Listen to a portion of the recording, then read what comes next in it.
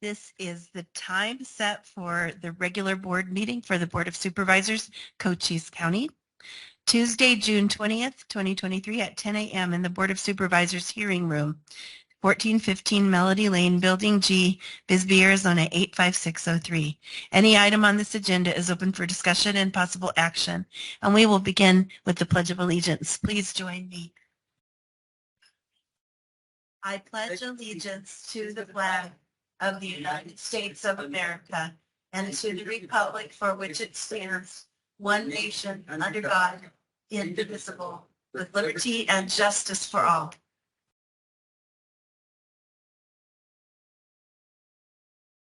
The order or deletion of any item on this agenda is subject to modification at the meeting. The board may vote to recess into an executive session for the purpose of obtaining legal advice from the board's attorney on any matter listed on the agenda pursuant to ARS 38431.03A3. I'll begin with the roll call. District 1. Crosby is here. District 2. Supervisor English is present. And Supervisor Judd is here representing District 3. Members of the public may attend this meeting via Microsoft Teams computer or mobile app or via phone by calling 602-609-7513 or 888-680-6714. Conference ID is 650-725-349#. If you have trouble accessing this meeting remotely, call 520-432-9200 for direction. The board may permit public comment during the discussion of any item on the agenda. To speak on an agenda item or during the call to the public, complete and return the speaker request form to the clerk of the board prior to the start of the meeting. Note that some attachments may be updated after the agenda is published. This means that some presentation materials displayed at the board meeting may differ slightly from the attached version.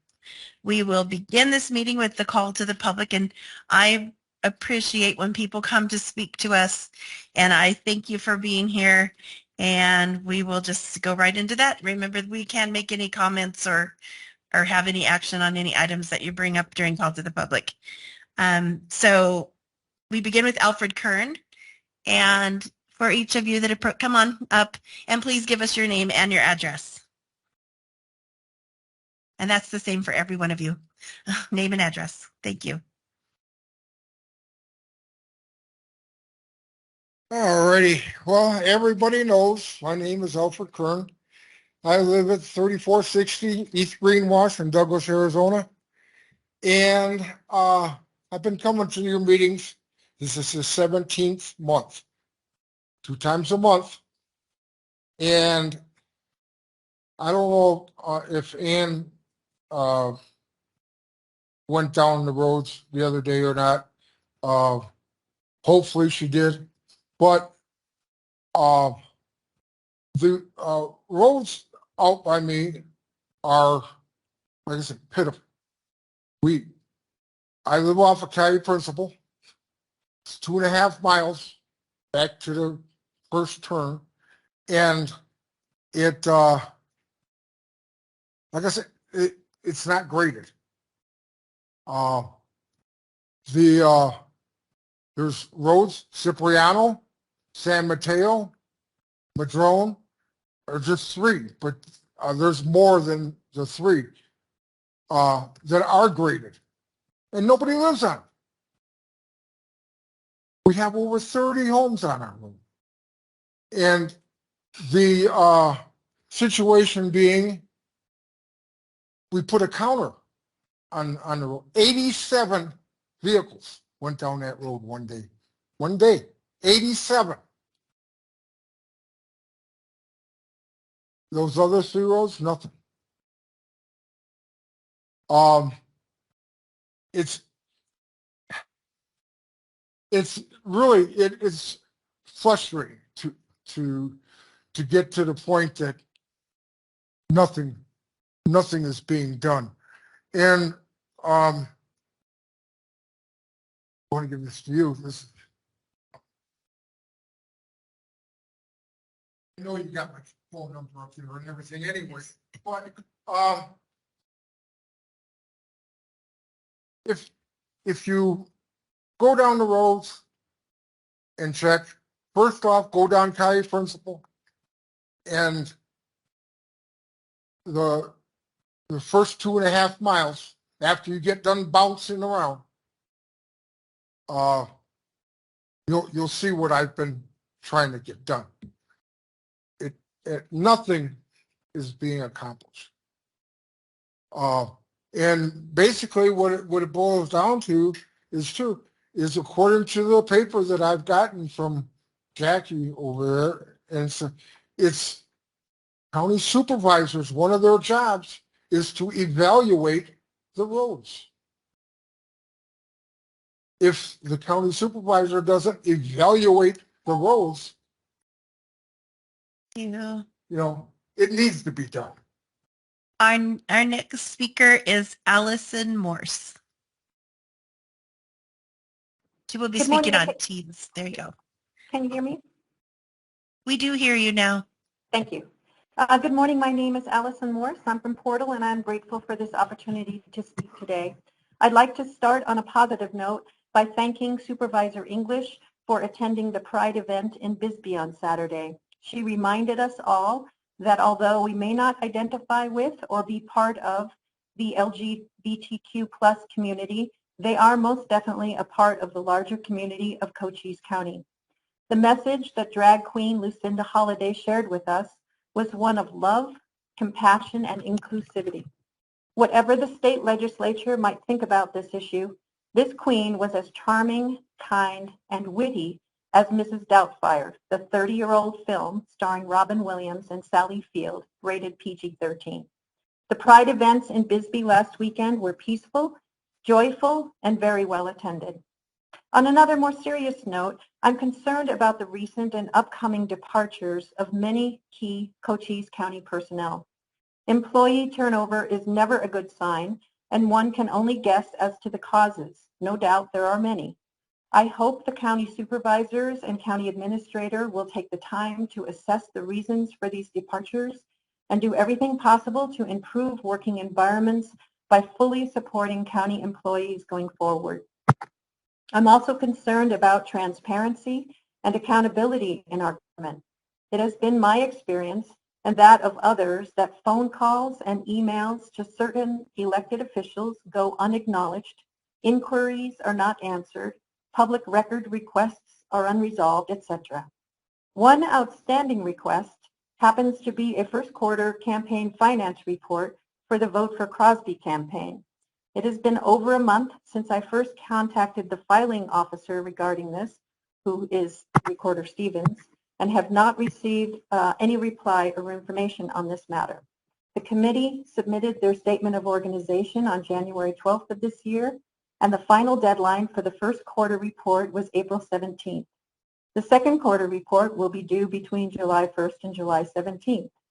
Supervisor Crosby, if your first quarter report is complete and has been filed, please encourage Mr. Stevens to add it to the website where other campaign finance reports are posted and available for the public. The first item listed in the Code of Ethics for all Cochise County employees is to, quote, enhance the reputation of Cochise County and its employees through superior public service, end quote. I am asking you to please strive to make this a priority. Thank you. Thank you. Our next speaker is Francis Alvarez.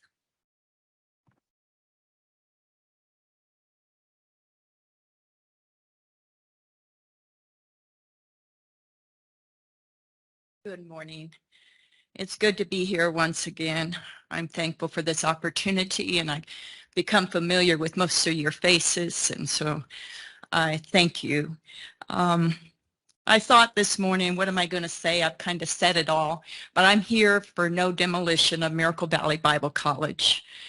As I woke up a little bit before 3 o'clock, what was on my mind was our Lord when he fed the multitudes with just a little bit. And I know you can look at Miracle Valley Bible College and you think it's just a little bit. There's not much there, but God can take that and make much out of it to feed many, as he did when it was built. When it came into establishment, there was nothing there. And he used that place to feed many spiritually, physically, mentally, emotionally, financially, in so many different ways. And I believe that he's going to do it again. So this morning I thought, well, what am I supposed to say? And as I look through my Facebook posts from years past, I seen that my daddy, there was posts of him working in the record press there at Miracle Valley. They had popped up because my daddy passed 6 years ago on Father's Day of this year. And so I knew I needed to be here. Little as much when God is in it. So I'm going to decree a thing because I know words are power. And so as recorded in Scripture, who is left among you that saw this house, Miracle Valley, in her former glory? And how do you see it now?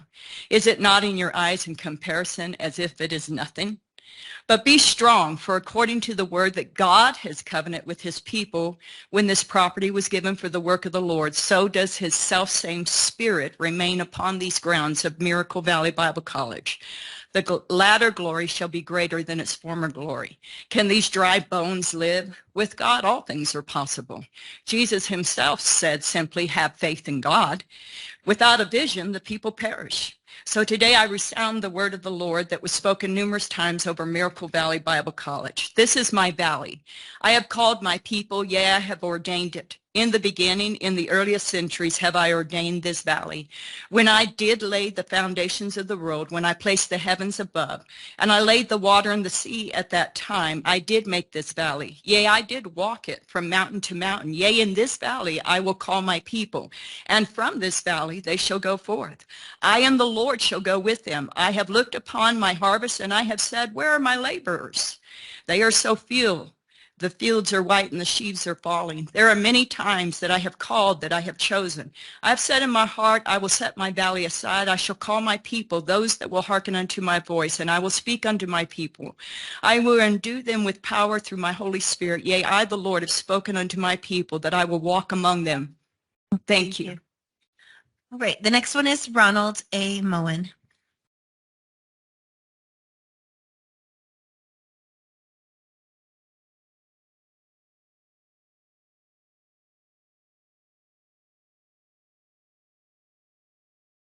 Good morning. My name is Ronald Moen. I'm from Hereford, Arizona. Chairman Judd, Vice Chairman Supervisor Crosby, I know you're out there. Supervisor English, good morning to you all once again. My name is Ronald Moen, and as you've heard, I'm from Hereford, Arizona.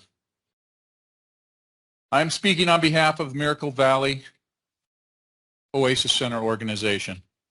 First, we would like to thank you and recognize each of you for your much appreciated support of the preservation of the historic Miracle Valley Bible College property. Secondly, we realize that each of you have remained steadfast in observance of Arizona state historic law and how this law affects the Miracle Valley Bible College property. You have done so by keeping the property safe from either accidental or determined destruction. And you have a responsibility to vet future purchasers of the property by ensuring that they administer proper historic preservation. Lastly, having proved to those of us with Miracle Valley Oasis Center that at this time and moving forward, you three are the best stewards of this historic property.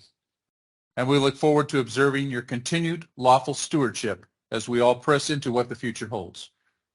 Thank you for a job well done. Seriously, thank you. Our next speaker is Johnny Lee Wilson, Sr.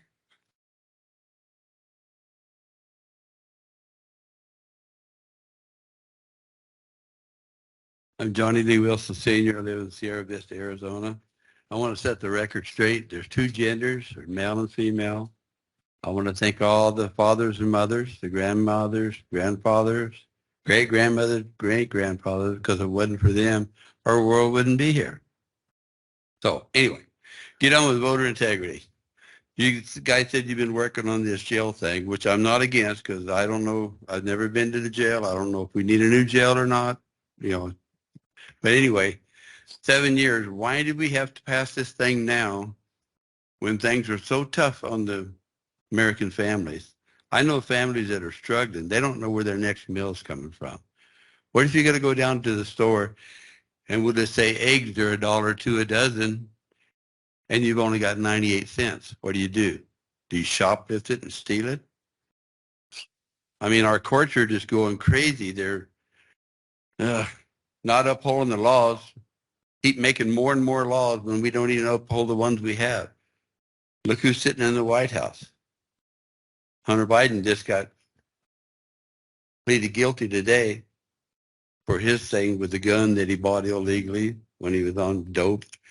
And now what's going to happen? Joe Biden will probably pardon him with the rest of the crime family. But anyway, I want you to look deep in your hearts and figure out why you voted to pass this jail thing.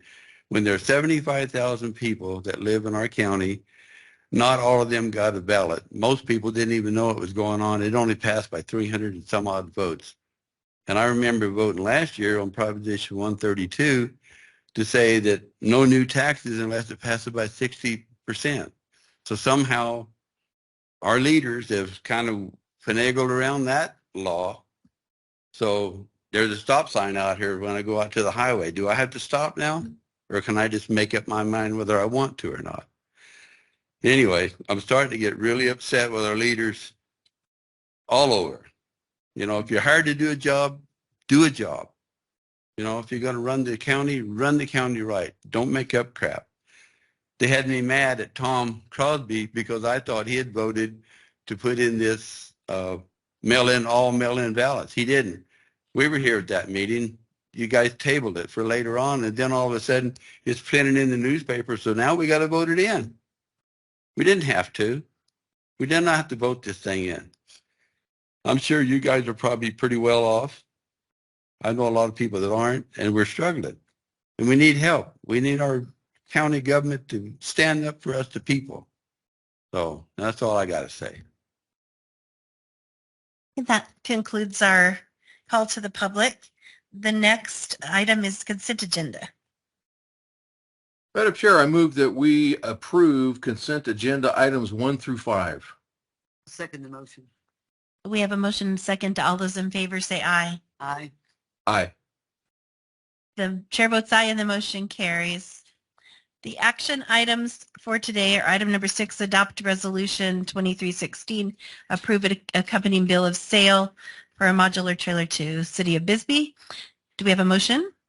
Madam Chair, I move that we adopt resolution 2316 and approve the accompanying bill of sale for the sale of the small modular 1990-1991 trailer at 915 Toverville Road to the City of Bisbee for $1. Second. We have a motion, or do we have any comment on that or discussion? And we do have a presentation by Sharon Gilman, by the way. Sorry. I'm rushing. That's Eating okay. rushing. That's okay. Good morning, Chairman Judds, Vice Chairman Crosby, and Supervisor English. This item before you is partially a request by the City of Bisbee. They expressed interest in acquiring this trailer for a project. And since we already knew we needed to have the trailer removed for the animal shelter project at some point in the future, it seemed like an efficient way to accomplish both tasks and make two entities achieve their goals. So we ran it through the county attorney's office. They proposed the attached bill of sale, and it meets the required statutory rules regarding the surplus equipment and how we reduce our surplus equipment. So if there's any questions. No question, but a comment so the public understands that we as a government entity have the opportunity and the right to transfer property for a very minimal cost if it's to another government organization, not to a private organization, but to a public government organization. So it can't be for nothing. So that's why the $1 is put on it. So there is an amount. Just wanted to make that clear so they didn't understand why we're doing this. Right. But yeah, because we really aren't allowed when we're working with other governments to make a profit off of them. We wouldn't expect that to happen with us as well. Thank you. Thank you, Supervisor English. Okay. Are there any other questions, Mr. Crosby? No, thank you for your comments, Madam English. Okay. We will now, we have a motion and a second. If we could have a vote, all those in favor, say aye. Aye. Aye. The The chair votes aye and the motion carries. Item number 7 is a approve extended period of performance for emergency management performance grant. If we could have a motion. Madam Chair, I move we approve the extended period of performance of July 1st, 2022 to June 30th, 2024 for the Emergency Management Performance Grant EMF 2022-EP 00009-S01 with the Arizona Department of Emergency and Military Affairs to complete the radio project upgrade. I'll second the motion. Okay. Our presenter today is Daniel Deshawn. Is he online? He's remote, so he Okay. should be. Yes, good morning. Good Madam morning. Chair, members of the board, thank you for having me and allowing me to participate remotely. This is simply requesting an extended spending period for the Emergency Management Performance Grant, which was adopted in February of 2023 due to the supply chain. As we all understand, some of the equipment for the radio upgrade project for our radio truck will not arrive until after July 1st, which is also the end of the spending period of the grant that was adopted. There's no change in expenses or equipment. We just are requesting to extend the period so we can finish the purchase most likely in August of this year. Are there any questions? I don't have any questions. No questions.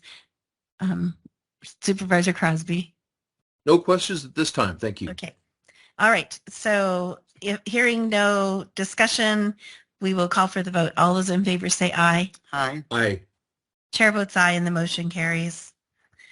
Item number 8, approve financial services agreement between Catsarellis Law and Cochise County for legal services for early resolution court cases and indigent defense. So we call for a motion on that.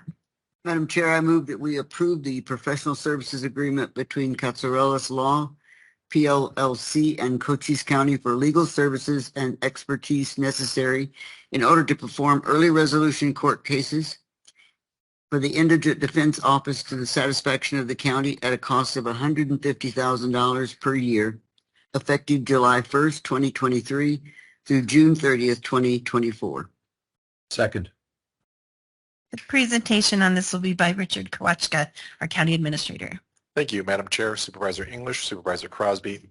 So we've had a need for defense attorneys in this county for quite a bit of time, and we have lost a couple of defense attorneys, and we're trying to replace them in our defense offices. However, recruiting and having professionals come to Cochise County is a very difficult thing, not only for defense offices, but also for the county attorney's office.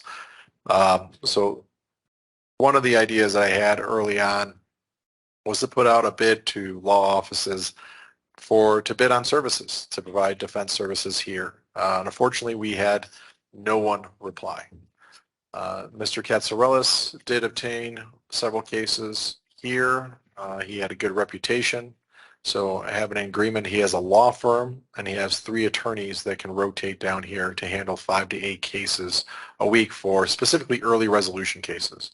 So those are cases that are usually handled more efficiently and quickly. So this will help out in the defense area for resolving those matters. So any questions? No questions, but a comment about the early resolution court cases. And since we've been doing this, it is the prerogative of someone to decide whether they want to go to early resolution or not. So it's not forced upon them. But it does save time, energy, and effort. And we need to do what we can to keep that in place so that people feel that they're still represented and the early resolution court can continue. So thank you. Thank you. So are there any other comments, discussion on this item? No further comments. Thank you. All right. I will call for the vote. All those in favor say aye. Aye. Aye. Chair votes aye and the motion carries unanimously. Our next item on the agenda is state and federal legislation. And I don't know that we have anything there. I would like to mention that the transportation bill they're really not certain about it, and that's the money that goes through the metropolitan planning organizations, which we have one here in Cochise County. The issue is that if the Maricopa County organization doesn't get their funding, then they'll use our funding to do things, so we won't get so much out into the rural areas. And so that's kind of an issue. If anyone within earshot would like to talk about that, you probably should contact me, and we'll try to get you connected with the people at the legislature, because that is a huge issue. We have enough trouble trying to fund our road projects, including some of our big projects. Moson Road is one of them right now. Okay, so Mr. Karwachka, unless there's anything else on. I just wanted to mention that the legislature is looking to put some of these issues on the ballot, which will really complicate the process for the public. Being able to understand the issues that are on the ballot. And just of note, since we have wrestled with this here in Cochise County, the governor did veto the bill for 100% hand count. Thank you. All right, now would be time for Mr. Karwachka. So our next regular board meeting will be after the 4th of July. So I just wanted to remind everyone, please look at anywhere in Cochise County. There's many 4th of July celebrations. So find the nearest one, attend it.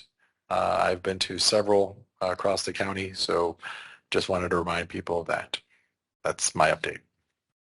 And that's a neat update. Every single community has the best 4th of July celebration, by the way. So don't feel bad if you pick somewhere you got the best one. Even Kalamazoo. Yes, and Bowie. Yeah, they have great, the people of our country.